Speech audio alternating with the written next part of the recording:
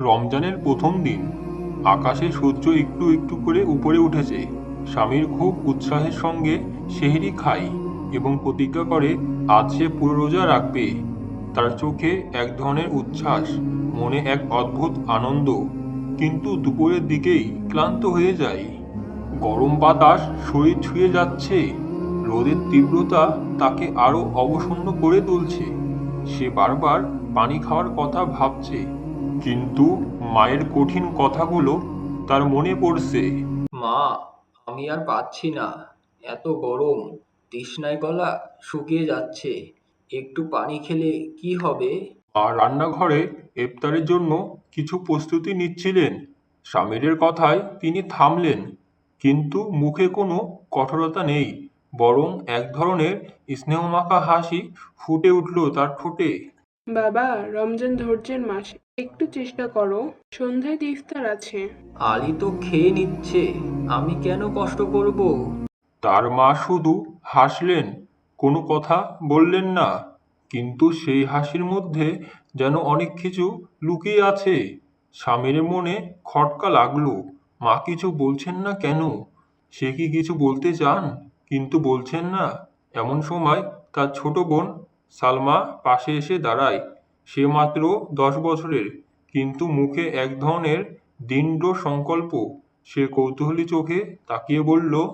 ভাইয়া, আমি তো ছোট, তবুও আমি চেষ্টা করছি। স্বামীর প্রথমে হেসে ফেলল, কিন্তু কিছুক্ষণ পর আবার ক্লান্ত হয়ে পড়ে। শরীরটা ভারী লাগতে থাকে, মাথাটা যেন একটু ঝিমিয়ে আসে। কিন্তু মায়ের ওই রহস্যময় হাসি আর ছোট বোনের সাহসী কথাগুলো তাকে ভাবিয়ে তোলে। সন্ধ্যার কিছুক্ষণ আগে স্বামীর রান্নাঘরে যায়। দেখে তার মা ইফতারি তৈরি করছেন। ঘরের মধ্যে সুগন্ধ ছড়িয়ে পড়েছে, কিন্তু মায়ের মুখে ক্লান্তির ছাপ। কিছুক্ষণ পর সে লক্ষ্য করল মায়ের চোখে জল। মা, তুমি কাঁদছো কেন? মা দ্রুত চোখ মুছে ফেলার চেষ্টা করেন, কিন্তু স্বামীরের নজর এড়াতে পারেন না। না বাবা, কিছুই না। না মা, বলো, বলো মা, আমাকে বলো। স্বামীর জোরাজুরি করলে মা বলেন। তুমি তো দুপুরে রোজা ছেড়ে দিতে চাইছিলে, অথচ আমি 3 দিন থেকে খাবারের জন্য অপেক্ষা করছি। আমাদের বাসার কাজের টাকা এখনো পাইনি, তাই আমি না খেয়ে আছি। স্বামী স্তব্ধ হয়ে যায়। সে বুঝতে পারে কিছু সময়ের ক্ষুধা তার কাছে কষ্টকর লাগলেও অনেক মানুষ প্রতিদিন এভাবেই কাটায়। সালমা মায়ের হাত ধরে বলে। মা, আমি কি তোমার জন্য কিছু করতে পারি? মা শুধু হাসেন, কিন্তু কিছু বলেন না। সামির আর নিজেকে আটকে রাখতে পারে না। সে দৌড়ে যায় তার ঘরে এবং নিজের জমানো টাকা বের করে আনে।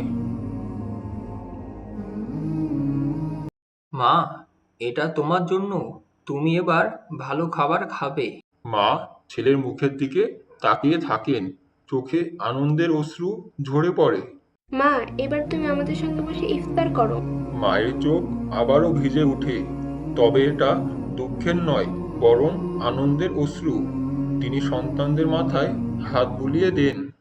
ঈদের সময় সামির সবসময় নতুন পোশাক পায়, কিন্তু সে এবার লক্ষ্য করল রফিক চাচার ছেলেমেয়েরা পুরনো জামা কাপড় পরে থাকে। চাচা, আপনাদের কেন নতুন জামা কাপড় নেই?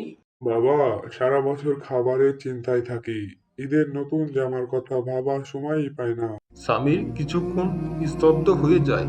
সামিরের চোখে পানি আসে। সে ভাবে কত কিছুই না বুঝে সে কষ্ট করতে চায়নি, অথচ অনেক মানুষ প্রতিদিন না খেয়ে থাকে। তারপর সে বাসায় যেয়ে তার মাকে রফিক চাচার কথাগুলো বলে। মা সব শোনার পর সামির আবার বলতে শুরু করলো।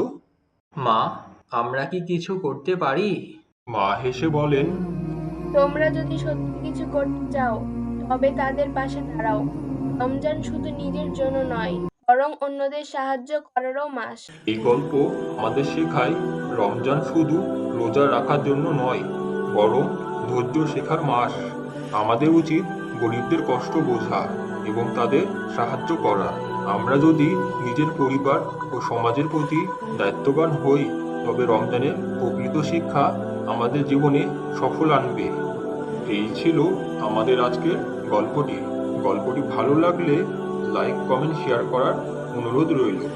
এরকম নিত্য নতুন ইসলামিক গল্প পেতে আমাদের কল্পনার ডানা চ্যানেলটি সাবস্ক্রাইব করুন। ধন্যবাদ।